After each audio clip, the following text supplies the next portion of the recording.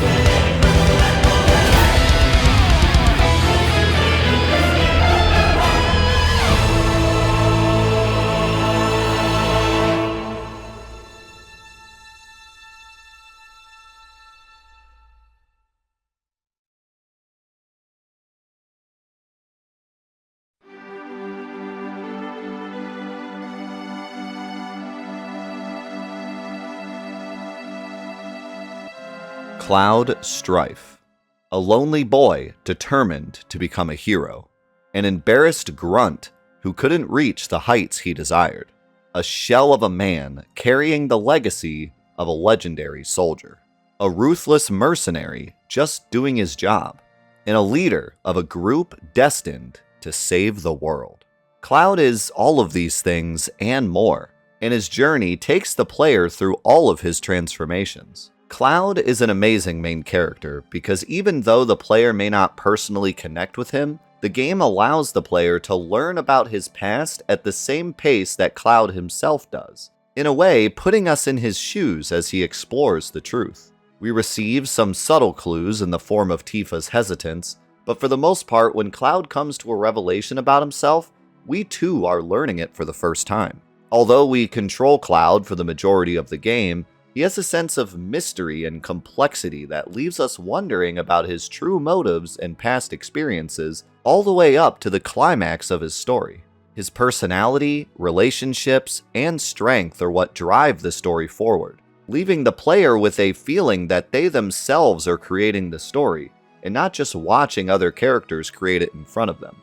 Cloud is the protagonist in one of the most popular games and one of the most popular franchises of all time. And I think it is safe to say that he deserves that position. His design is so quintessential cool guy. He has all the perfect traits of a good main character, and he has some of the most memorable story scenes and special moves in gaming history.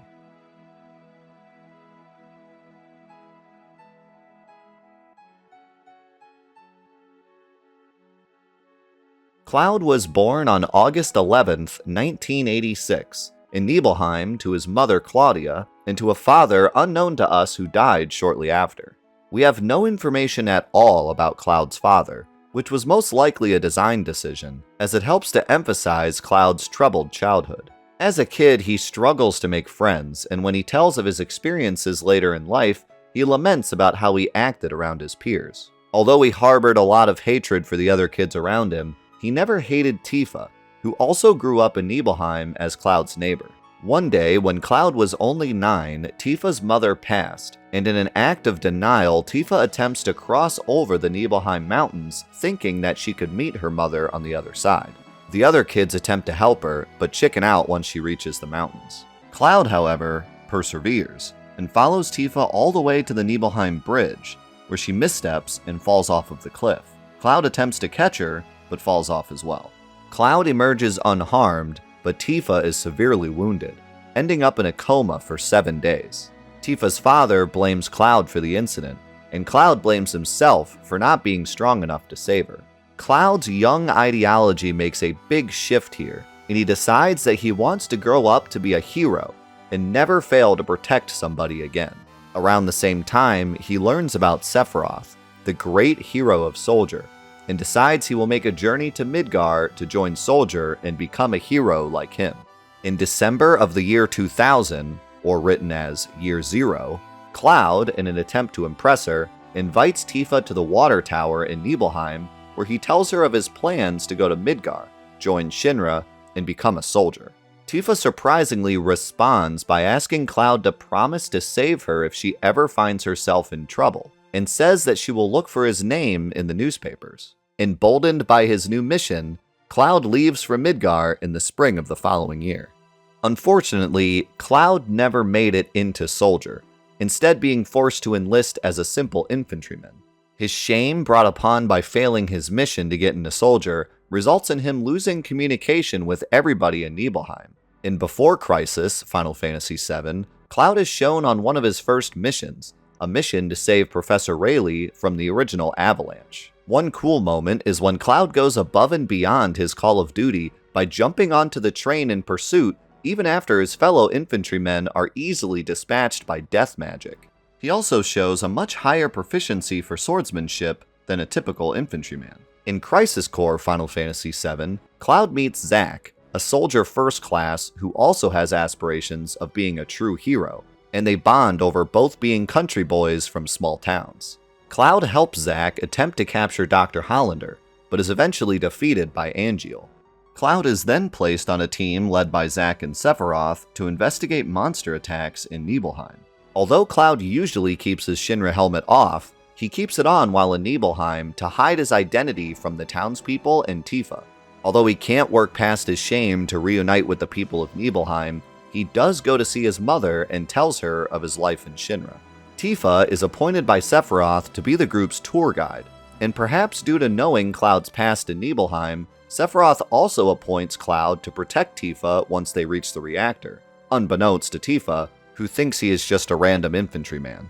While Zack and Sephiroth are in the reactor, Cloud and Tifa are attacked by a Genesis clone. Cloud protects Tifa, but is injured before Zack comes to defeat the clone. Tifa helps Cloud back to town, but never realizes who he truly is. Cloud later laments to Zack about his weakness, as well as comments on Zack's Buster Sword, which Zack explains as his symbol of dreams and honor. Soon after, due to the events at the reactor, Sephiroth turns on humanity and burns down Nibelheim. Cloud awakens in the fire, unable to save his mother or any of the townspeople, and races to the reactor intent on revenge. He finds Sephiroth standing next to Jenova's remains, and with Zack's Buster Sword stabs him in the back, before returning to tend to Tifa, who had been attacked by Sephiroth moments earlier. Sephiroth then emerges from Jenova's chamber, injured but still alive, and Zack tells Cloud to finish him off. Cloud launches at Sephiroth, but is blown away by his power. Sephiroth pursues and stabs Cloud through the chest. Cloud then receives an unknown power, shocking Sephiroth. He grabs Sephiroth's Masamune blade with his hands and pulls Sephiroth into the air before throwing him into the reactor wall and into the depths below. This is one of the more interesting points in Cloud's story, as it is never really explained how Cloud receives this superhuman power to defeat Sephiroth. This specific scene is also told in several different ways. In the original game, the fight takes place on the bridge into the main reactor area, and the scene where Sephiroth pushes Cloud away isn't there. In Last Order Final Fantasy VII, a Japanese animation included with the Advent Children movie, the scene is oddly changed to having Cloud stabbed twice, and removes the part where Cloud throws Sephiroth, instead depicting Cloud gaining his supernatural strength and Sephiroth simply jumping into the depths himself. It is widely accepted that the retelling in Crisis Core is the closest to correct, which is the telling I gave first, but the details still remain a bit foggy. Regardless of what retelling we accept, the power that Cloud receives is completely unexplained. At this point in the story, Cloud is simply a human with no Mako infusion or supernatural cells or powers, and his only claim to fame is an extraordinary skill in swordsmanship. This power could be explained as simply main character strength, or as complex as a combination of his feelings of despair over Tifa appearing to be dead, his mother being murdered and his hometown being destroyed, and his adrenaline from being stabbed and needing to do something to save himself. At any rate, it is a really cool scene that cements Cloud as a strong but complex character, even though the act of picking up Sephiroth does look a bit silly. I suppose the idea was that Sephiroth was so shocked by Cloud's power that he couldn't respond, but like, come on, just let go of the sword, dude. Afterwards, Professor Hojo finds Cloud and Zack and brings them back to his lab to experiment on them. He injects the two with both Mako and Genova cells, with the intention of testing his reunion theory by turning them both into Sephiroth clones. The term Sephiroth clone always mystified me as a kid, but the term simply means that due to the Genova cells in their bodies, Sephiroth has the ability to take control of their mind. The term clone, when I was a kid, gave me the impression that Hojo created these two, but that isn't really the case. The pair are labeled failures by Hojo, and they are left in cryogenic sleeping pods in the basement of the Shinra Manor for 4 years. In the year 6, Zack breaks out of containment and helps Cloud escape. Because Zack was already a soldier, his body was able to handle the additional Mako as well as the Genova cells, but Cloud suffers from high-level Mako poisoning and enters a catatonic state. Zack gives Cloud a soldier uniform to replace his Mako-soaked clothes, and the two set off on a journey to return to Midgar. On the way, Zack tells Cloud about his plans to turn them both into mercenaries once they arrive. After a year of traveling, as well as some other events that happen in Crisis Core, all of which Cloud is catatonic for, the two reach the edge of Midgar. Shinra forces catch up with the two, and intent on saving Cloud no matter what, Zack makes a final stand, eventually being overrun by the sheer number of troops. As Zack begins to die, Cloud begins to wake up from his catatonic state and crawls towards him. In his dying breath, Zack bestows the Buster Sword to Cloud, the sword bestowed to him by Angeal. The sword was entrusted to Zack as a symbol of Angeal's honor and dreams, and now it has been entrusted to Cloud as a symbol of Zack's life. Zack asks Cloud to be his living legacy, and Cloud has a flashback of his last few moments with Zack. Cloud yells out in anguish, then tells Zack that he won't forget. He heads to Midgar with the Buster Sword in hand, and the next time he's seen is by Tifa almost a year later. What happens to Cloud over that year in between Crisis Core and Final Fantasy VII is up to interpretation, but the general idea is that because of Hojo's experiments, as well as his trauma, Cloud's mind has broken. He has now imprinted many of Zack's memories and personality traits onto his own, and although he remembers aspects of his past, he remembers certain things from Zack's point of view instead of his own. He also has completely removed Zack from his mind, and has no idea who he is. Some fans have speculated that Cloud also absorbed some of Zack's physical power, but Cloud already had exceptional sword skills, and now has Mako and Genova cells in him due to the experiments, so it is reasonable to believe that Cloud himself has powered up, maybe even past Zack. This version of Cloud I like to call Zack Cloud, but for the sake of this video, I will just continue to call him Cloud. This version of Cloud is more confident, is smoother with women, and considers himself nothing more than a mercenary. The old Cloud had to hide his face in shame, but this new Cloud is full of pride. Tifa runs into Cloud in the Sector 7 slum train station, and although he remembers her, something feels off. The old Cloud would have lied to Tifa and told her that it had been 7 years since they had last seen each other, but the new Cloud doesn't remember that he hid himself due to his shame during the Nibelheim incident, and claims that it has only been 5 years since they have seen each other. He also talks of the incident, confusing Tifa as she thinks he was never there. Cloud also claims to have made it into Soldier, but Tifa never saw his names in the newspapers. Tifa then realizes that if she doesn't do anything, Cloud will leave to continue being a mercenary, so she hires him herself and keeps the truth a secret until she can learn for herself what happened. It may seem wrong for Tifa to withhold the truth from Cloud here, the truth that she never saw him 5 years ago, but she isn't 100% certain that she remembers everything correctly either, due to the injuries that she suffered. And she also isn't sure that Cloud will even believe her. In her mind, she needs to find the real truth before she can approach Cloud with what she knows. Tifa hires Cloud for a job with Avalanche, a group headed by Barrett with the goal of stopping Shinra from destroying the planet with Mako energy. The mission is to infiltrate and destroy the Mako Reactor number 1, and although Cloud agrees to the mission, he makes it very clear to Tifa and Barrett that he is only doing so for the money. He has no desire to overthrow Shinra or even save the planet. Before Cloud plants the bomb in the reactor, he has a short mental breakdown where a voice in his head says, "Watch out, this isn't just a reactor." I've received many questions over the years about this dialogue, so I decided to look into it a bit further. In the original Japanese text, the dialogue follows a bit more along the lines of "wake up" or "open your eyes" instead of "watch out." It seems as if this isn't anybody talking to Cloud, but more of his own conscience attempting to break through the wall he has created to warn him of the truth of the reactors. Also, a really interesting note here, in the early access for the new Final Fantasy VII mobile game, Ever Crisis, this line is actually retranslated to "open your eyes." Now, Ever Crisis isn't necessarily canon to the original games, it is its own remake, but it's really interesting to see that given another chance to write this line, the developers decided to also go with "open your eyes" instead of the original English translation. Later on, it is confirmed that Cloud does remember Hojo's experiments and the Genova containment room hidden in the Nibelheim reactor, but I believe this was more of a foreshadowing tool by the writers to us as the player that something isn't quite right.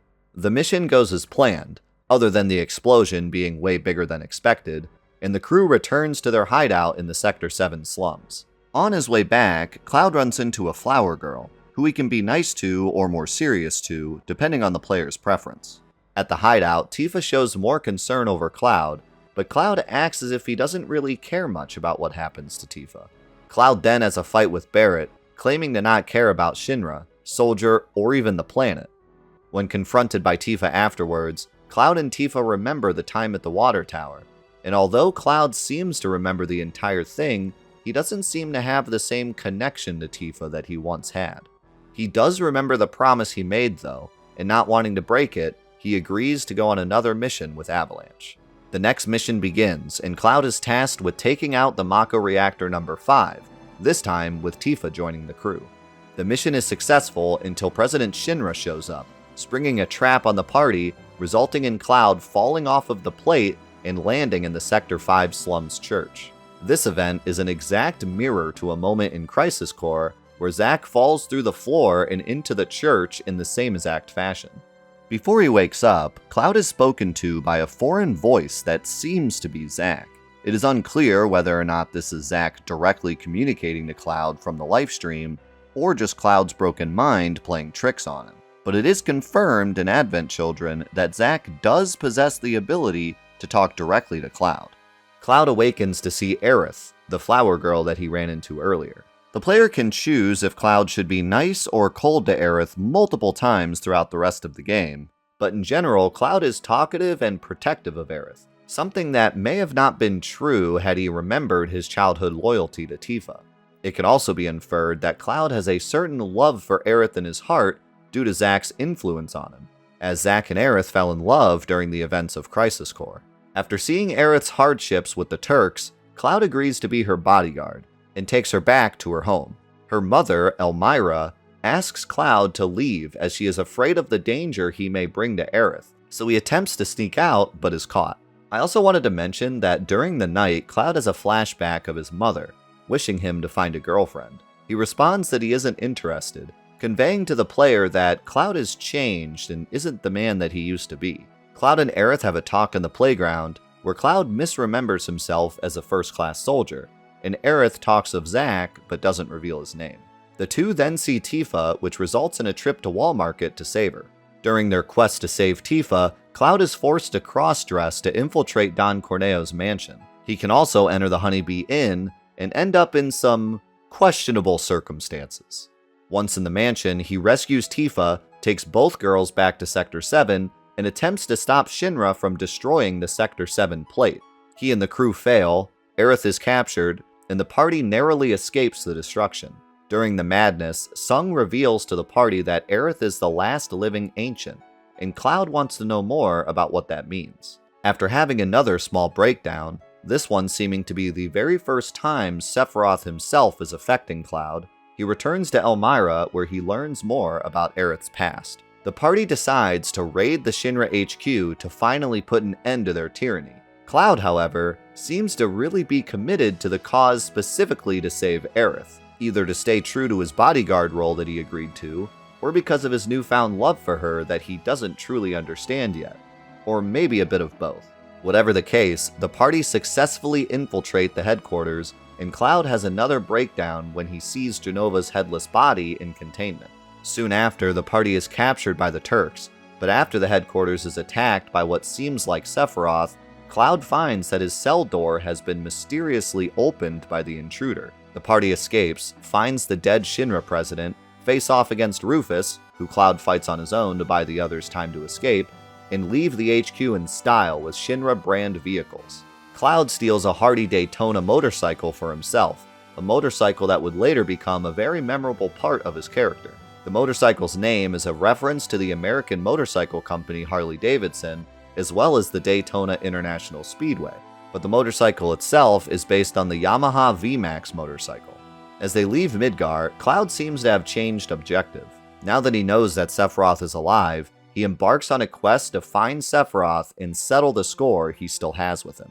The party travel to Calm, where Cloud retells the events of the Nibelheim incident, but incorrectly places himself in the place of Zack. The party, especially Barrett, displays a level of doubt with the accuracy of his story, and Tifa stays silent about the inconsistencies that she remembers. The party then travels to Junon, where Cloud saves a little girl from drowning before having another dream sequence with a voice in his head.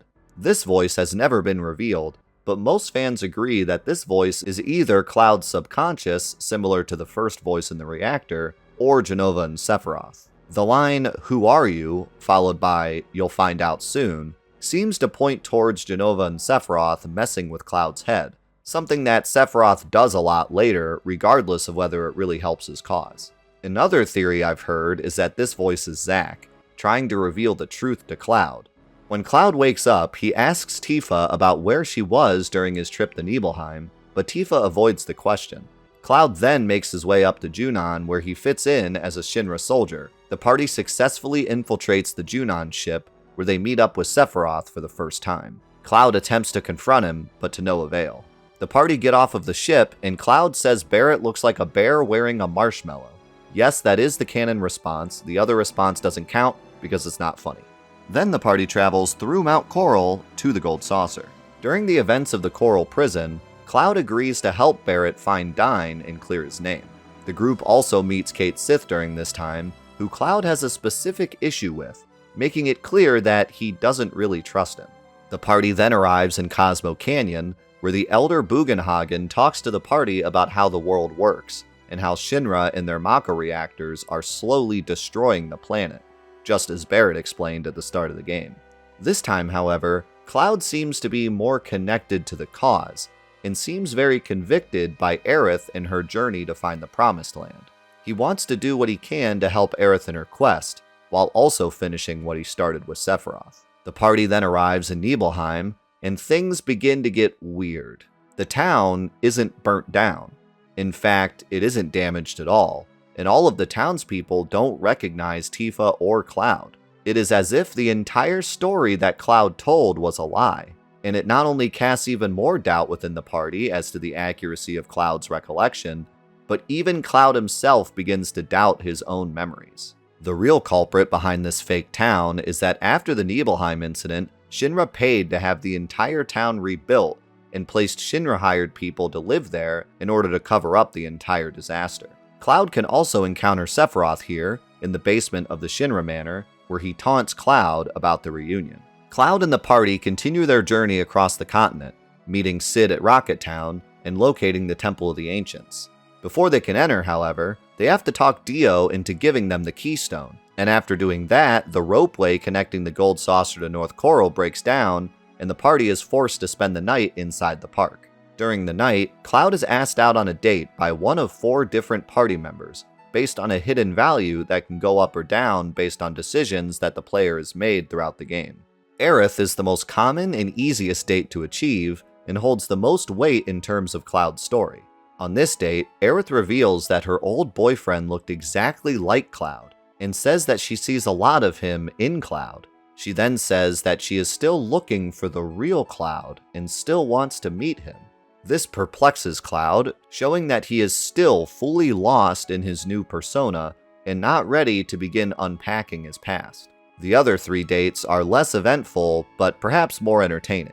On the Tifa date, Cloud doesn't have much to say as Tifa attempts to reveal her true feelings for him, but once again backs out.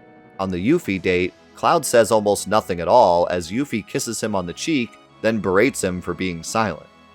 On the Barrett date, known lovingly in my community as the Darrett bait, Barrett accuses Cloud of wanting to date Marlene, who at the time was a child, before losing his mind and attempting to shoot fireworks out of the sky. This date does, in a way, show a bit of a progression in Barrett and Cloud's friendship though, something that is amplified in the next scene as Kate Sith steals the Keystone, hands it over to Shinra, and then forces the party to keep him around by showing them that the Shinra have Marlene hostage. Even if Barrett isn't the date of choice, Cloud keeps Kate Sith around to keep Marlene safe, something that he may not have done at the beginning of the game, when it seemed he didn't care at all about Barrett or Avalanche. The party travels to the Temple of the Ancients, grabbing the Keystone off of Sung, where they locate Sephiroth and the Black Materia. Sephiroth shows his power over Cloud due to the Genova cells inside of him, temporarily causing him to go mad before Cloud snaps himself out of it. Later, after the party escapes the temple with the Black Materia, Sephiroth again uses his power over Cloud to force him into giving him the Black Materia, then forces Cloud to attack Aerith. During this scene, Cloud seems to have control of his subconscious in the form of a child version of himself, and frantically tries to stop himself. This act is another example of Sephiroth toying with Cloud, as it seems his overall goal was for Cloud to bring him the Black Materia through the reunion, as he knew that Cloud would eventually make his way to the North Crater due to Genova's pull on the cells inside of him, but he chooses to have Cloud physically give him the materia here and attack Aerith as a way to slowly break down his psyche. It would appear that Sephiroth still has a grudge against Cloud for his murder 5 years ago, and will continue to break Cloud down even though it doesn't pertain to his ultimate goal of summoning Meteor, destroying the planet, and becoming a god. While knocked out, Aerith comes to Cloud in a dream. Cloud immediately apologizes for what happened, saying that he couldn't help it. Aerith forgives him and tells him not to worry about Sephiroth. She says that she will take care of everything, as she must realize her destiny as the final ancient. Then Sephiroth appears and talks of a plan to deal with Aerith. This could either be Sephiroth continuing to mess with Cloud's mind, or just a figment of Cloud's imagination. He awakens to see Barrett and Tifa looking over him, and at this point, Cloud has begun to break. He insists that he can't go any further. He is afraid of Sephiroth's power over him and what he might make him do if he sees him again. This is where Barrett steps up. The slow buildup of their friendship finally hits a climax here, as Barrett gives a huge speech about depression and how Cloud needs to pull through. He then gives Cloud some space, and Cloud begins to wonder why he is so scared of finding out the truth.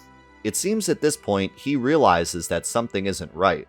All of the stories aren't adding up, but his memories seem so real, and he knows that he isn't lying to anybody, so he is mortified of learning that the truth isn't what he perceives to be the truth. Still, he gets up and goes outside, where Barrett once again backs him up, telling him that he'll be there the next time Sephiroth takes control of him.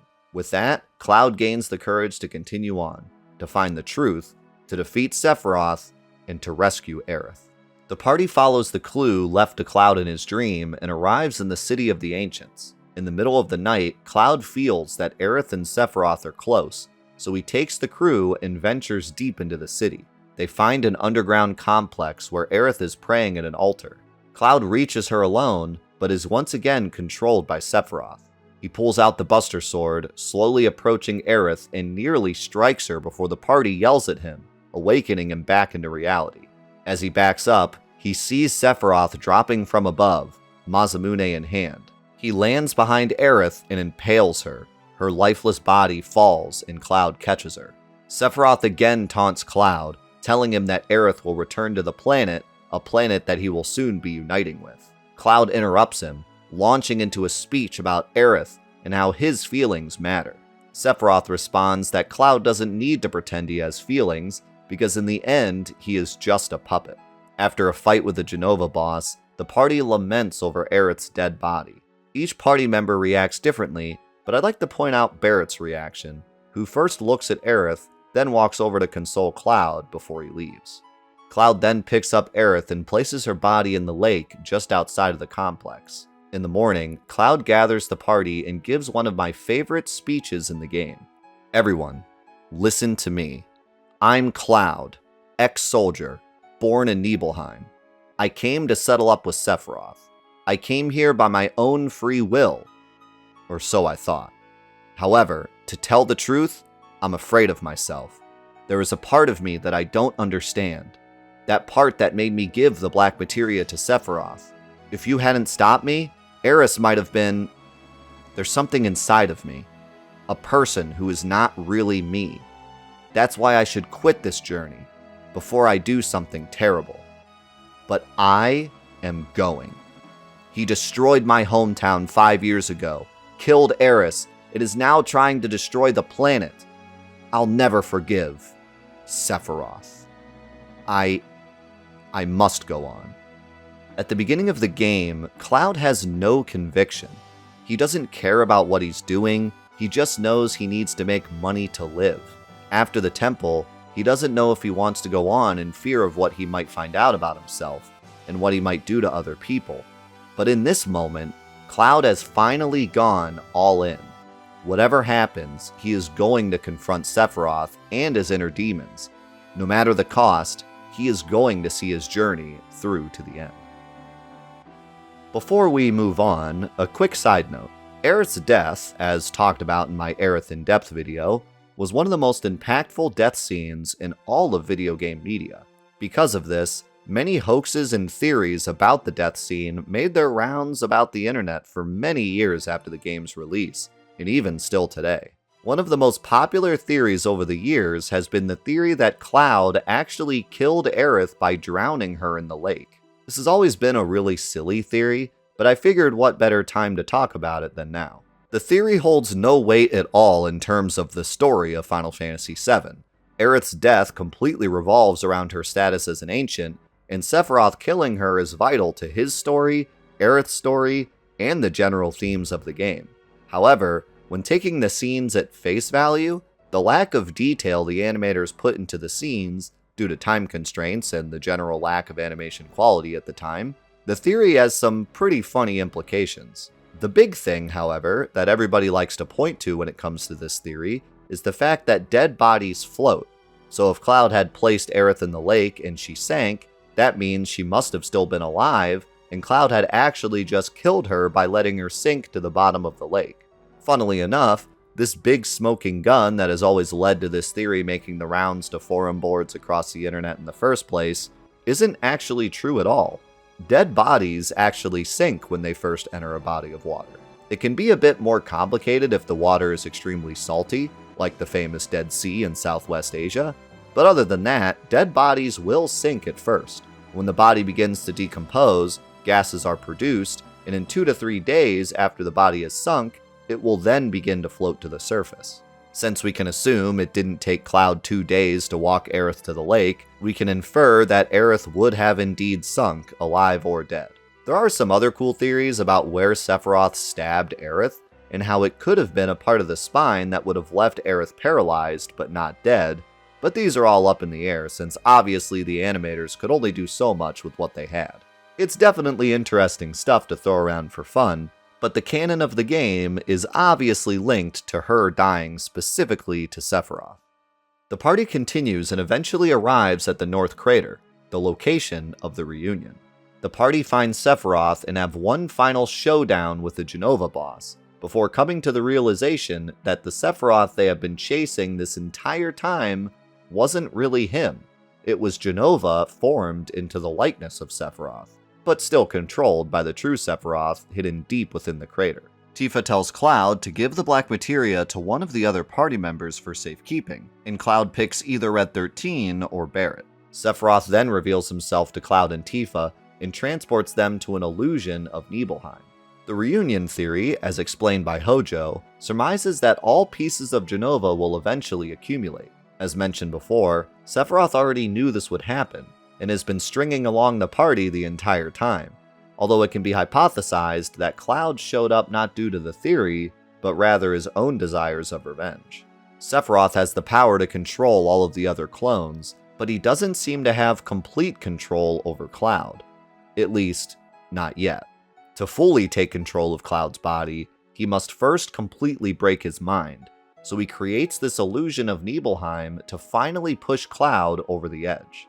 He shows Cloud part of the truth, that the version of the story that Cloud told the party back in Calm was incorrect, and Zack was actually the one who took the picture with Tifa and Sephiroth, and was the one who traveled to the reactor.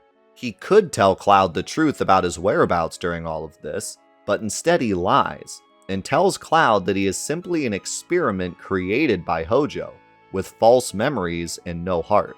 At first, Cloud waves off the claims, steadfast that he won't listen to anything Sephiroth says, as it is obviously all lies, but then Tifa starts to show doubt, and Cloud begins to panic. He starts to go down a list of things he remembers, but he gets caught up when trying to remember exactly when he joined Soldier. His mind breaks, and although he tells Tifa that he's alright, Sephiroth has successfully entered his mind.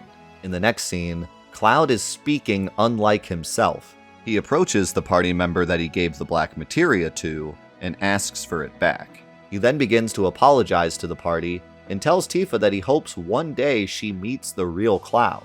Hojo asks what number clone he is, and Cloud responds that he was never given a number because he was a failed experiment, before suddenly begging Hojo to give him a number. He then flies up to where the real Sephiroth has been waiting, encased in a giant crystal of Mako. He transfers the materia through the crystal, and as the crater begins to crumble, the party is forced to flee and leave Cloud behind. Later, Tifa and the party find Cloud in Midgar, but he has suffered from extreme Mako poisoning and is in a state similar to his Mako poisoning back when Hojo experimented on him.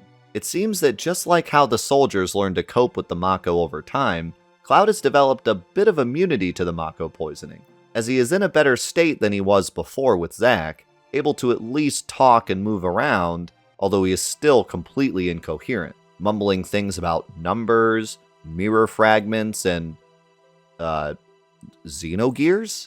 Yes, this is actually an Easter egg placed in the game to market Square's other RPG in the works at the time, Xenogears, which at one point was an early concept for Final Fantasy VII before becoming its own project. Also, another note I'd like to add here, in my Sephiroth in-depth video, I talked about how a good explanation as to how Sephiroth didn't assimilate when falling into the lifestream is the Genova cells inside of him, which are from an alien life form that the lifestream probably can't break down into life energy since it is alien to its normal cycle. This would also explain how Cloud survived falling into the lifestream himself and washed up on the beach of Midgar a week later. He never assimilated into the lifestream because of the Genova cells that are now inside of him. He is, however, still stricken with extreme Mako poisoning, and as Tifa learns this, a turning point in her story occurs, as she decides the only thing that truly matters to her is Cloud, and she vows to stay with him no matter what. She apologizes to the party, realizing that their quest to save the planet from Sephiroth will be much harder without Cloud or herself, but she has made her decision and she won't budge. The party supports her, although Barrett asks if she believes Cloud truly is a childhood friend and not a creation.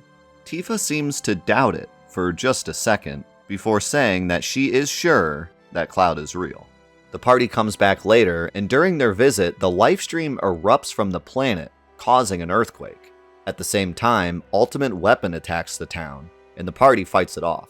In the meantime, Tifa attempts to wheel Cloud to safety, but they both fall into the lifestream.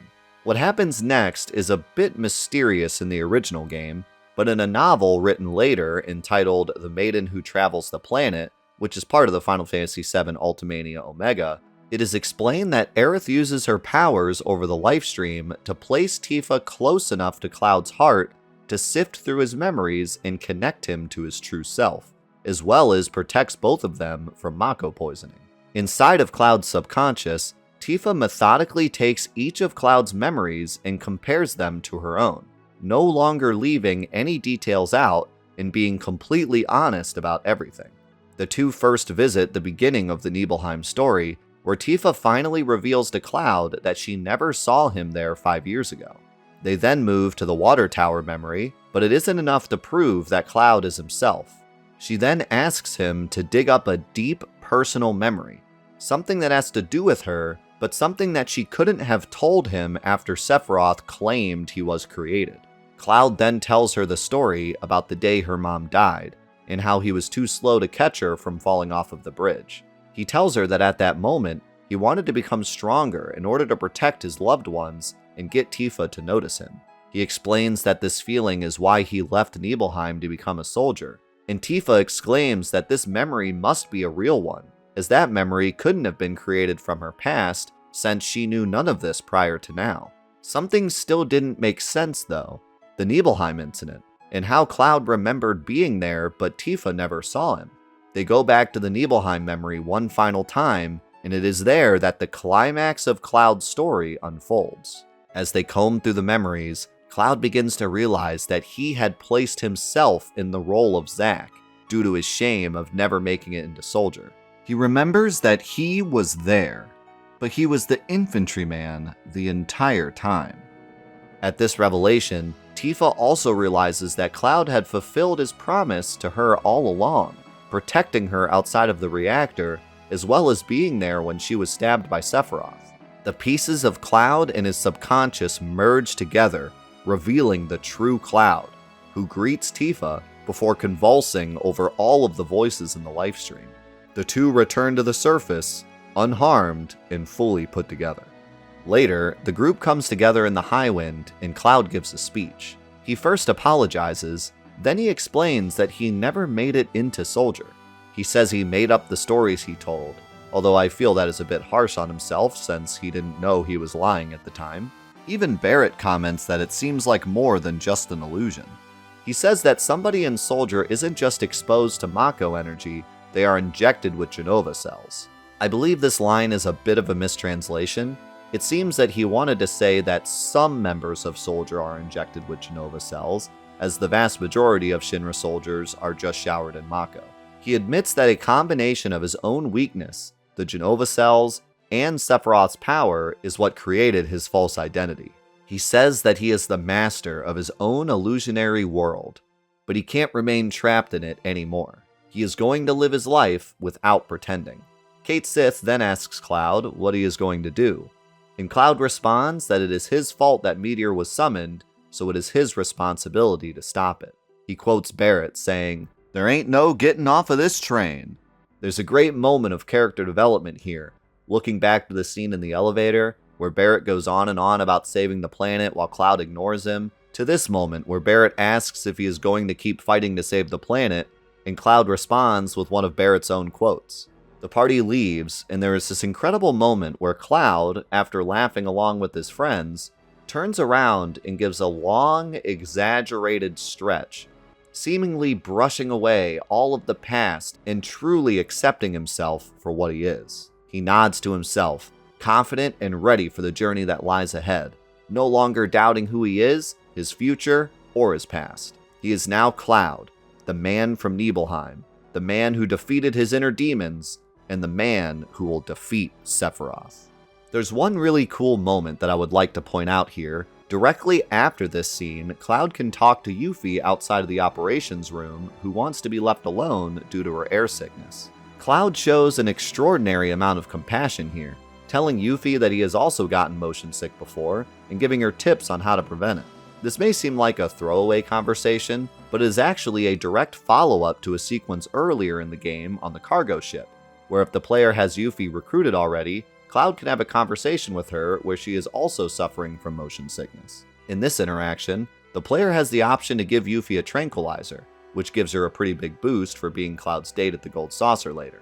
But more importantly, regardless of what the player does, Cloud's demeanor is much different, simply stating, "Here, use this," or "Nope," and giving no ounce of compassion for her troubles. This event happens before the Wutai side quest where Yuffie steals the party's materia can occur, meaning that even after Yuffie can betray the party, Cloud shows infinitely more sympathy for Yuffie in the airship scene than the boat scene. This goes to show the full transformation Cloud has gone through into the real version of himself, and I would like to think that the developers placed Yuffie right here in hopes that the player would have this conversation right after the scene in the operations room. There's also this amazing line at the start of the game that most players won't even remember on a first playthrough that connects this entire conversation to Cloud's identity crisis. It is also significant to note that after this point, Cloud never has another inner voice talk to him, or any type of mental freakout, until he reaches the core of the planet where Sephiroth is. He does, however, freak out when the party commandeers a Shinra submarine, complaining about the small space and doing a groovy dance move in the process. Okay, so real quick, I have to mention this, as I probably won't ever have a reason to mention this scene again. If the player fails the submarine minigame after the carry armor boss fight, the party has to escape the sinking submarine. Cloud leads the team to the torpedo bay of the submarine, then decides that they are going to hop on a torpedo and blast out of here. But don't worry, he can't miss because we don't even have a target. We're just aiming for the sky. The screen then fades to black and the sound of the torpedo firing can be heard, followed by the game over music.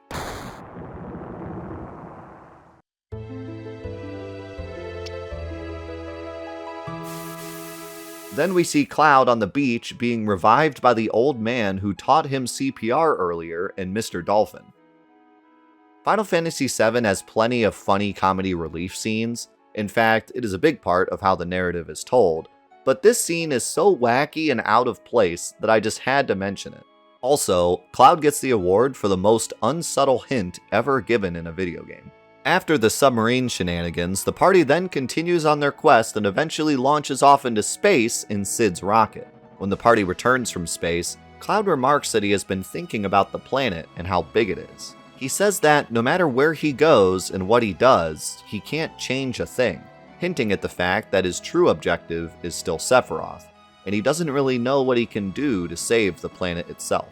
After Cid's epic speech about being the protectors of the planet, the party revisits Bugenhagen and Cosmo Canyon. It is here where Cloud begins to realize that Aerith willingly gave her life, but he doesn't understand why. He feels as if Aerith is still with them, but he doesn't understand what her true plan was. The party then travels back to the City of the Ancients, and with Bugenhagen's help they unveil a recording of Aerith's death, revealing that she successfully called holy before being killed. Cloud then realizes the great hope that Aerith had left the world at the cost of her own life, and vows to complete her mission. He also realizes that Aerith's mission and his own mission are aligned, as Sephiroth himself is the one stopping Holy from the inside of the planet.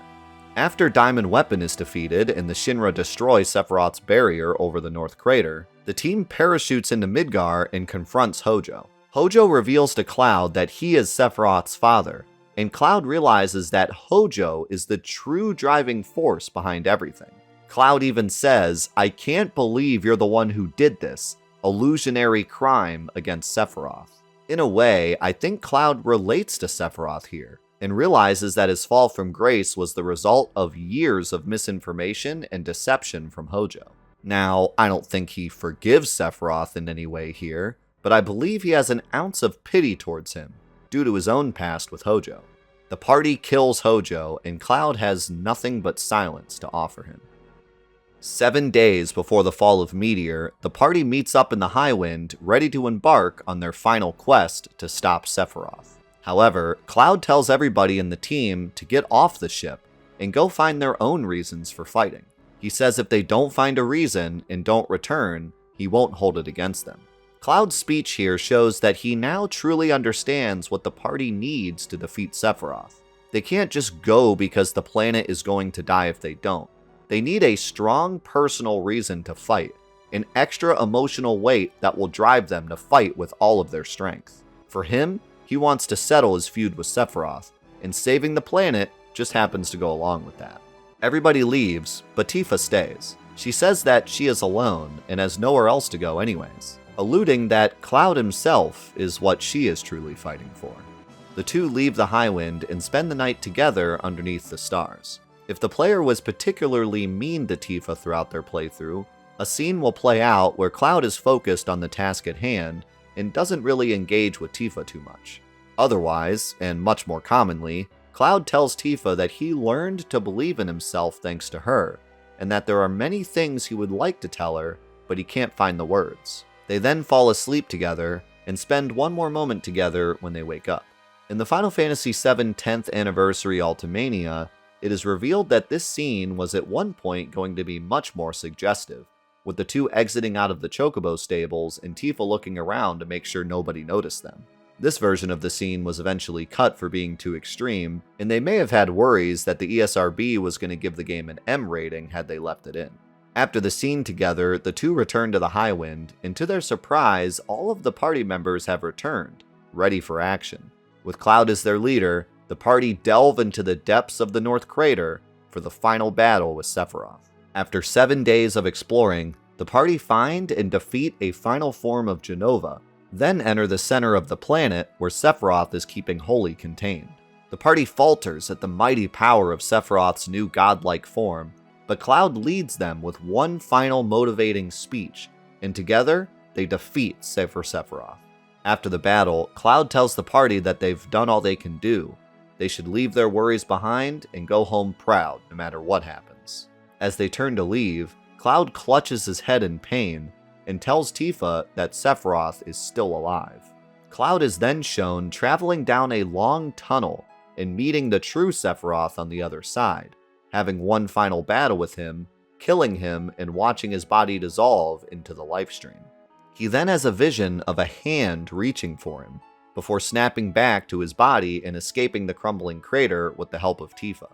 I have seen this scene explained in a lot of different ways. Some people say that Cloud entered his own mind and had a metaphysical battle with the remnant of Sephiroth within.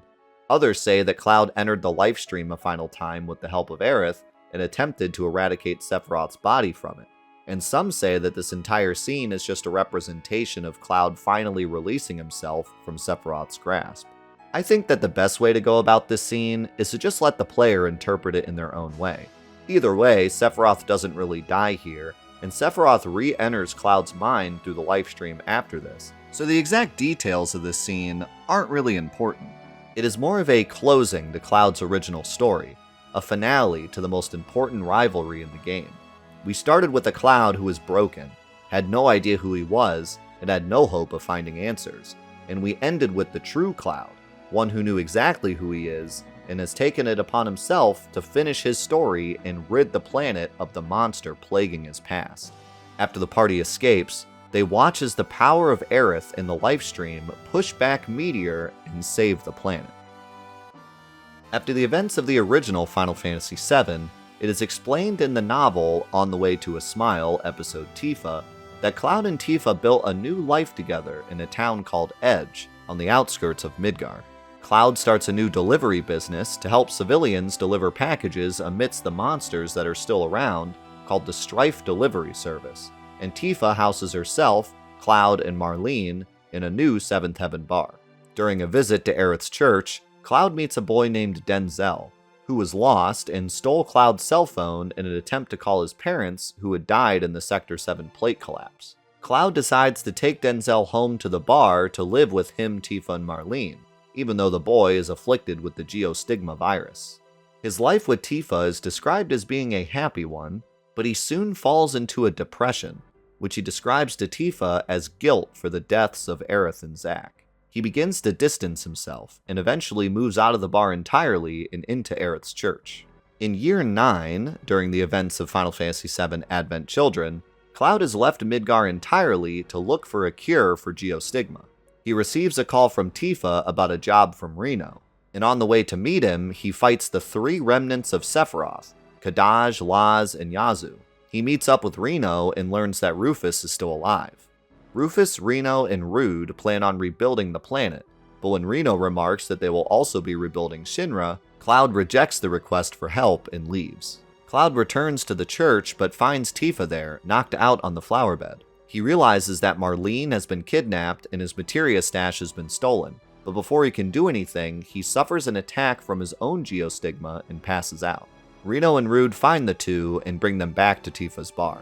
Cloud laments that he can't save his friends or his family, but Tifa encourages him to keep fighting. She then tells him to stop running and grills him on not wanting to be alone, but also not letting people in. Cloud travels to the Forgotten City to confront the remnants, and on the way he is visited by Aerith's spirit. He tells her that he wants to be forgiven, but she responds with, "By who?" implying that he has no reason to ask for forgiveness. He then battles the remnants, but is outmatched, before being rescued by Vincent. He asks Vincent to take Marlene home, which upsets her. He then talks to Vincent about sins, and whether they can be forgiven. He thinks back on his conversation with Tifa, and decides that he is the one that needs to forgive himself, and that starting now, he is going to try. He takes Marlene home himself, just in time to defend the town from Bahamut's Sin, who was just summoned by Kadaj. With the help of his old friends, and his new weapon, the fusion sword, he defeats Bahamut's Sin, then chases after the remnants on his motorcycle. He defeats Laz and Yazoo, and during his pursuit of Kadaj, he is cured of his geostigma by the lifestream-imbued water underneath Aerith's church. In the following fight, Kadaj absorbs the remains of Jenova and is reborn into Sephiroth. At first, Cloud shows extreme power, but is still overpowered by Sephiroth.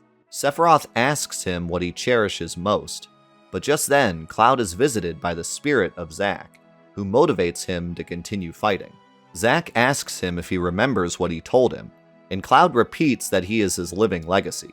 Cloud then finds the strength to push Sephiroth back, and tells Sephiroth that he cherishes all things, before finishing him off with his new technique, the Omni-Slash version 5. In the original movie, Cloud slashes Sephiroth 6 times, once with each blade, but in the complete version of the movie, he slashes him 13 times, which funnily enough is still 2 less than the original Omni-Slash in the original game. According to the wiki, the version of the attack with the 6 hits is called version 5 because it was the 5th version of the attack designed for the movie. The special version of the attack for the complete movie that hits 13 times has been coined Omni-Slash version 6 by fans. After Sephiroth dissolves, Kadaj returns to normal and falls into Cloud's arms. Kadaj also dissolves after hearing a voice from Aerith, but as Cloud is basking in the rain brought on by Aerith's great gospel, he is suddenly shot in the back by Yazoo. Cloud charges at Yazoo and Laz, who both self-destruct, taking Cloud with them. It seems that Cloud does actually die here, but due to interference by Zack and Aerith, he is sent through the lifestream and back to life. Cloud awakens in the lifestream-imbued water in Aerith's church, along with all of the children who were kidnapped by the remnants. He helps Denzel into the water to cure his geostigma, and as the kids rejoice, he sees the spirits of Aerith and Zack. Aerith tells him that everything is alright, and Cloud responds that he isn't alone anymore. The entire movie is based around Cloud's internal struggle with himself, and even the geostigma virus grows stronger with despair, which is shown throughout Cloud's struggle in the movie. In this movie, Cloud is wearing a new outfit with a FFVIIR emblem on it, and he also has a new motorcycle which he has named FFVIIR. He is visited throughout the movie by a wolf, signifying his lone wolf nature, and his struggle to let others help him. It is only once he can move past his grief, forgive himself, allow his friends back into his life, and cherish everything he has, that he is able to defeat the darkness that encompasses him. And just before waking up in the church at the end of the movie, the wolf can be seen approaching him before disappearing for the last time. In a post-credits scene, Cloud moves the Buster Sword from the hill that Zack died on to Aerith's church. While on the hill, Denzel asks Cloud if the spot is a grave, and Cloud responds that it isn't a grave, it is a place where a hero began his journey. Cloud does return one more time in the compilation of Final Fantasy VII, this time in Dirge of Cerberus, but only as a small role. He has a short fight with Rosso the Crimson while leading the ground assault on Deep Ground, and helps Vincent defeat Omega with the rest of the party members at the end of the game. He also returns in the Final Fantasy VII Remake, sporting the same attitude and humor, but more nuance given to his actual personality. We may explore this version of Cloud someday in the future when the remake is complete. Cloud, as a playable character, is by no shock one of the strongest in the game. He has balanced stats, but is basically top 3 in every category. His best stat is Strength, which he averages far above everybody for the entire game, but it may surprise you to hear that he also has an incredibly high magic stat. The only character that beats him is Aerith, so once she leaves, he ends up being the best magic caster in the game. This is also amplified by his weapons, as he has some of the best magic boosting weaponry and can consistently find them throughout a playthrough. Cloud's worst stat is dexterity, which he falls right in the middle of the pack for. This is really his only weakness, causing him to miss slightly more often than other characters like Tifa and Red 13, and is compounded by his weapons having pretty average hit chance, with no weapon exceeding 110 attack percent. He starts the game at level 6 and reaches level 7 after the first forced battle in the first area. During the Nibelheim flashback, Cloud fights alongside Sephiroth but is back to level 1. This Cloud is actually a completely different character, named Young Cloud in the code, and takes up the memory location of Cait Sith during the flashback. He has completely abysmal stats, as no character is ever supposed to be lower than level 6. He still has the Buster Sword, as well as an Iron Bangle, a Power Wrist, and a Preemptive Materia? Wait a second. The prophecy is true. In reality, we don't know if Cloud actually had any of this equipment, since this is all during Cloud's incorrect retelling in Calm. At this time, Zack still had the Buster Sword, so perhaps it is his preemptive materia. But I still love the idea that maybe this was a cheeky Easter egg for those who checked young Cloud's inventory on a repeat playthrough. Cloud's weapons are the strongest in the game, not only having the highest attack stats, but having consistently good materia slots, and usually being found before other characters find weapons of similar strength. All of his late game weapons have crazy magic boosts and power, giving Cloud the ability to magic cast and physical attack without having to choose one over the other. Cloud also has the best materia growth weapon in the game, the Apocalypse, which has 3 materia slots and triple materia growth. His ultimate weapon, the Ultima Weapon, is received by defeating Ultimate Weapon. It has the strongest attack value in the game, 100, and gives the second best magic boost in the game, 51, beaten only by a very random weapon, Red 13's Spring Gun Clip. The Spring Gun Clip, however, has 2 less materia slots, so the Ultima Weapon can very easily exceed this boost with an extra summon or Magic Plus materia. The Ultima Weapon is also the only ultimate weapon in the game other than Aerith's to give an additional stat boost, a plus 24 to Spirit, which is magic defense. Unfortunately, the Ultima Weapon has one of the worst special abilities in the game, giving Cloud more attack power based on how full his HP bar is. The weapon itself also changes appearance based on Cloud's current HP.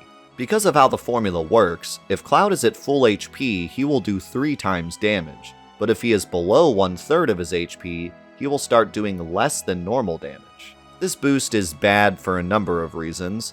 For starters, most enemies you will be facing after acquiring the Ultima Weapon will be doing a lot of damage, causing Cloud's damage output to be inconsistent. But even if Cloud is protected from taking damage, 3 times damage is actually just mediocre in terms of ultimate weapons, most of which can reach multipliers of 4 times and 6 times with perfect consistency. Still, it is a weapon that is attached to the strongest character in terms of stats in the game, so Cloud's overall power makes up for it. What also makes up for the lackluster special effect on his ultimate weapon is Cloud's limits, which are in general the strongest in the game at every part of the game. They lack the utility that other limits have, but they excel in doing what Cloud does best, dishing out mountains of damage. Cloud's first limit break, Braver, deals 3 times normal damage. Cloud's second limit break, Cross Slash, deals 3 1/4 times damage and inflicts paralysis. Cross Slash is Cloud's best utility limit, as during the early and mid-game there are many key bosses that are susceptible to paralysis. Cloud's third limit, Blade Beam, hits for 3.5 times damage, then spreads to additional enemies for normal damage. These split projectiles are the Shout element, one of the many physical damage types in the game, and this makes Blade Beam the only version of Shout damage that the party members can deal. All other Shout attacks are enemy attacks. You can, however, manipulate to use some enemy Shout attacks. A really strange quirk with Blade Beam is that if there is only one target for Blade Beam, it changes into a magic attack. The damage is still calculated using physical stats, but the attack counts as a magic attack and will activate any magic-related counters. Cloud's fourth limit break, Clim Hazard, deals 4 3/8 normal damage.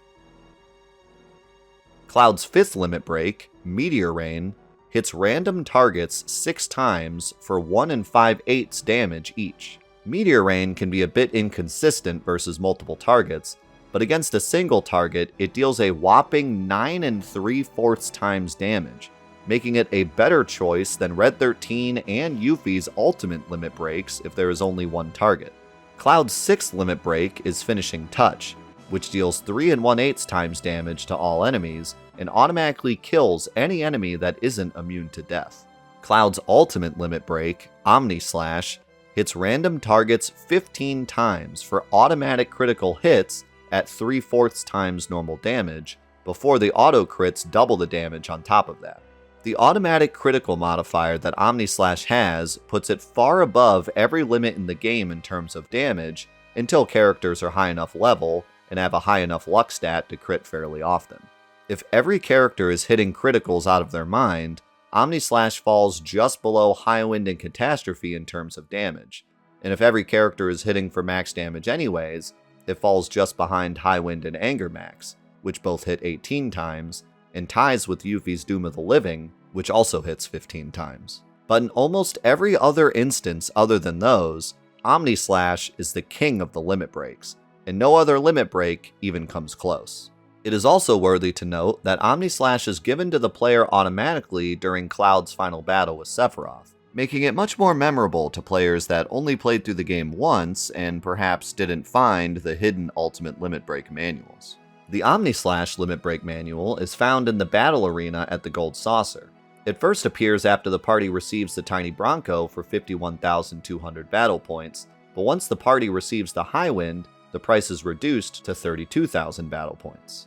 Obtaining the necessary battle points can be a struggle for new players for a number of reasons. For starters, you need GP to battle in the battle arena, a currency that is only obtained in the Gold Saucer. Secondly, your battle points drop to 0 the moment you leave the battle arena room, meaning the players need to accumulate enough GP before entering to ensure they can make enough battle points before leaving, as there is no way to earn more GP from inside the arena itself. It also means that if the player accidentally walks out of the room when going to cash in their battle points, the machine for which is unfortunately close to the bottom of the screen, they will wipe their progress and have to start over. Lastly, the way in which the player can earn battle points is pretty unintuitive. The battle arena consists of 8 rounds, and each round gives you a different handicap and a stronger enemy.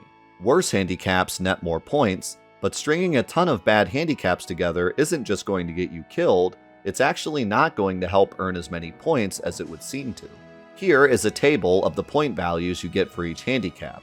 The amount of points you earn is based on the handicap itself, but also the round you apply that handicap. And you'll notice that almost every single handicap gives you awful rewards until round 7 and 8. The round 8 rewards are so high, however, that even the round 7 rewards barely matter. Therefore, the best way to farm points effectively is to give yourself easy handicaps all the way to the last round, then swing for a materia break, accessory break, item break, or weapon break.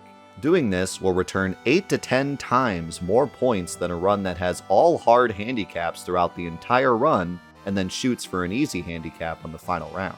Other things you can do to make the farming easier include using the debut item duplication glitch to duplicate hero drinks, then throwing 3 or 4 hero drinks at the start of every attempt, which will boost your stats for all 8 rounds and make the fights easy even with hard handicaps, using the slot manipulation exploit to give yourself the exact handicaps that you want, and using the GP seller in the entrance to the Gold Saucer to rack up on a ton of GP and not have to worry about running out.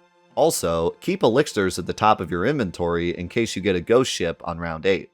You'll thank me later. Cloud, unlike every other playable character in the game, doesn't have his own musical theme.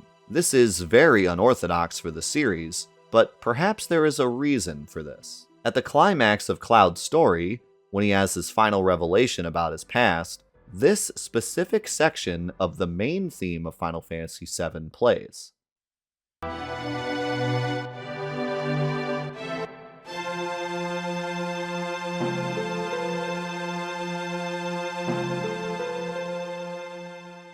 Up to this point, the player has heard this song looped dozens of times while exploring the world map.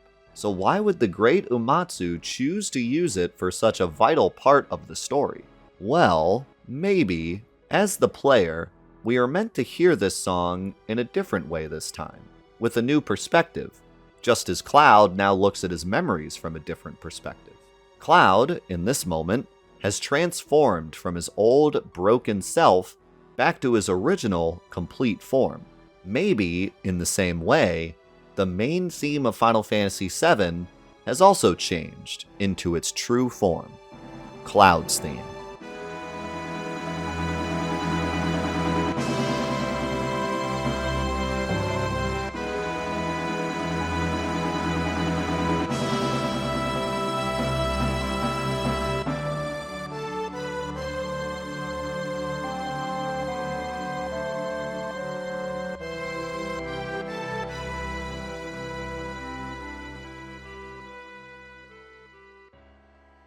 Cloud, much like his adversary, transcends his original game in many ways. However, no character in the entire series is quite like Cloud in this regard. For video game fans that are less familiar with Final Fantasy, Cloud has become the standout icon of the entire series, and it is easy to see why. Cloud has the most player-controlled appearances out of any character in the entire franchise, and it's not close. According to the Final Fantasy Wiki, he has the second most appearances altogether, being trumped only by a character whose entire gimmick is appearances, Gilgamesh. Whenever Final Fantasy needs a representative, Cloud is always a heavy favorite, and he has appeared in many series outside of the franchise including Kingdom Hearts, World of Warcraft, and Super Smash Bros. In addition to appearances, he and the Buster Sword are constantly referenced in a variety of TV shows and other media whenever an allusion to Final Fantasy or RPGs in general are made. Cloud was one of the first 3 characters designed for Final Fantasy VII, the other 2 being Aerith and Barret. The first prototype for Cloud was a character named Detective Joe, appearing in the original plot concept of the game taking place in New York City. Very early on, Cloud was based on the famous Japanese warrior Miyamoto Musashi, with a specific focus on his legendary duel with Sasaki Kojiro, who would become the inspiration for Sephiroth's design. Cloud was originally given slicked back hair to contrast Sephiroth's long silver hair, but was changed due to Nomura's fears of using too many polygons for the main character. Later, the removed hairstyle and other aspects of Cloud's original design would be used to design Angeal, which makes a lot of sense given that he is the original wielder of the Buster Sword. Cloud was always designed to be a mysterious character who didn't fit into the general protagonist trope, which would lead to the creation of Zack, as well as the creation of the love triangle between Cloud, Tifa, and Aerith, in order to continue pushing away from a stereotypical RPG story. In the 1996 demo version of the game, a shorter Cloud can be seen, with a menu portrait that matches the finalized young Cloud portrait, hinting that maybe Cloud was designed to be younger at some point. Cloud's name, Cloud Strife, doesn't hold as much interesting mythological or religious meaning as some of the other cast, but is instead just a simple allegory for his struggles throughout the game. Zack was given the last name Fair to contrast with Cloud's as a play on fair weather versus cloudy weather. In Kana, his name can also be read as Claude Strauss, but was specifically pronounced Cloud to fit the allegory. His name would also start a trend of weather-based names in the franchise, such as Squall and Lightning.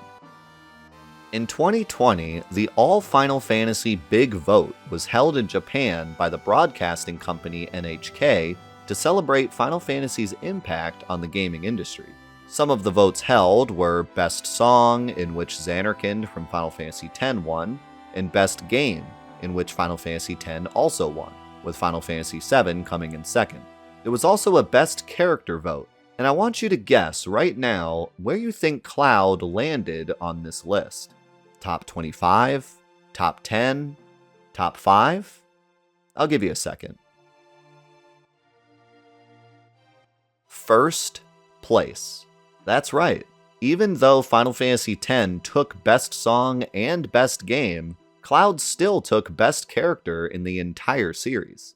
In 2022, A new vote was done for Final Fantasy's 35th anniversary, this time done by Square Enix themselves, and although Emmett Selk took first place due to Final Fantasy XIV's boom in popularity, and Waka took second place due to a viral meme involving Waka singing about Titus's private parts, no I'm not kidding, Cloud still took third place in this poll. It seems no matter how much Final Fantasy grows as a franchise, Cloud has always been remembered as its icon. He is, in many ways, a testament to good character design. He starts his journey as a stereotypical cool guy, the kick butt now and ask questions later type, but becomes one of the most complex and atypical characters in video game history by the end of it. Cloud unlocks a vulnerability in all of us. He reels us in with this cool sword, epic hair, bad guy persona, and witty humor, but then shows us his true character, a broken man who wants to protect his loved ones and become a hero at any cost. It is difficult to make a character that is complex enough to throw off the player, but it is another thing entirely to make a character that is the perfect face of a franchise, the perfect merch seller, the perfect cool guy that you can slap on a box and sell PlayStations, yet also have a complicated but fascinating story that takes more than one playthrough to truly grasp. And Squaresoft put this character in a game that helped define one of the most important generations in gaming. So it is truly no wonder why Cloud is in so many games, has touched so many franchises, and still lives on today as one of the most important main characters of all time.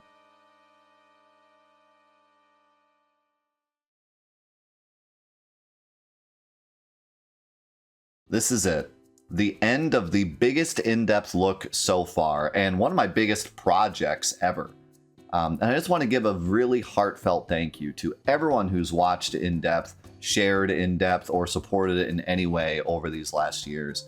I can't really put into words how much I appreciate it, and how much this series has really changed a lot for me. When I started this series with in-depth look at Vincent Valentine, it was just simply a Halloween video, and I was just looking up information about Vincent because he was the character that I probably knew the least about at the time. So I was just kind of sharing what I had learned through my research. Little did I know that it would become one of the most important series in my whole channel's history. And not only that, but it's a way to share something that's really important to me, and that's characters and character interactions. Probably the thing that I care about the most when playing a game. And I've been able to share my appreciation for character design through this series and give people a bigger appreciation for the characters in my favorite game. And that's something that I just can't even put a value on. Like, that's just an incredible feeling to know that I have helped people appreciate Final Fantasy VII more. So that's just an incredible feeling, and I just appreciate everyone so much for supporting the series so that I could continue to do it over all these years. You might be asking yourself now, what's next, right? We've looked at all of the main Final Fantasy VII playable characters. Well, ever since probably like the second or third video in the series, I've wanted to extend this out to games that aren't Final Fantasy. Look at some popular characters in video gaming and give them the in-depth look treatment.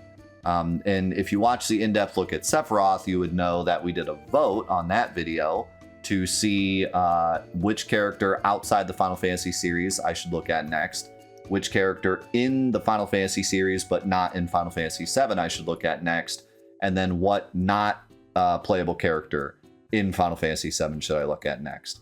And I took all of those votes. I started with the non-Final Fantasy character, and I put that on Patreon, and my patrons voted on it. And the winner was Chrono from Chrono Trigger. So the next in-depth look will be Chrono, which is going to be a really interesting in-depth look. I give you guys the chance to vote on any character you want, and you choose a character that doesn't talk. So thanks for making it as hard as possible for me to make the first in-depth look that isn't Final Fantasy VII. But I'm excited for the challenge. So we are actually going to be doing a full playthrough of Chrono Trigger. We already did a Let's Play series, if you ever want to watch that on the channel. But we're going to be doing just a casual playthrough of the game on my Twitch channel and talking about Chrono throughout the entire playthrough. So as we're playing through the game, we're going to be discussing Chrono, how he interacts with other characters, all the events that happen in his life, so on and so forth. So if you're interested in being kind of part of the experience of creating an in-depth look, you can follow my Twitch channel, and we should be doing that playthrough soon. Also, if you want to be a part of the voting on the next in-depth look, you can join the Patreon as well. The lowest tier, the $1 tier, gets you all of the exclusive videos on my Patreon. So that's kind of, I wanted to make the biggest reward just for joining. But the $5 tier is the one where you get to vote in the polls. So if you're interested in that, you can go check out the Patreon. No, is going to be a Final Fantasy character that's not in Final Fantasy VII. So I had you guys vote on that on the in-depth look of Sephiroth, and I'm gonna have you vote on it again on this video. So in the comments below, leave whatever comment you were gonna leave about Cloud, and then leave a Final Fantasy character that you would love to see an in-depth look of that isn't in Final Fantasy VII. And then I'm gonna take all of the most voted characters, put them in a patron poll, and that poll will determine what the next in-depth look is. And of course, after that other Final Fantasy character in-depth is done, we'll be returning to Final Fantasy VII to look at an NPC. Maybe the Turks, maybe Rufus, maybe the Calm Traveler. I think that is everything. Thanks again so much for supporting In-Depth without however you support it. Thank you so much. And thanks again to my top patrons. These are the guys that legitimately keep In-Depth going. So thank you guys so much. And with that, I will see you in the in-depth look at Chrono.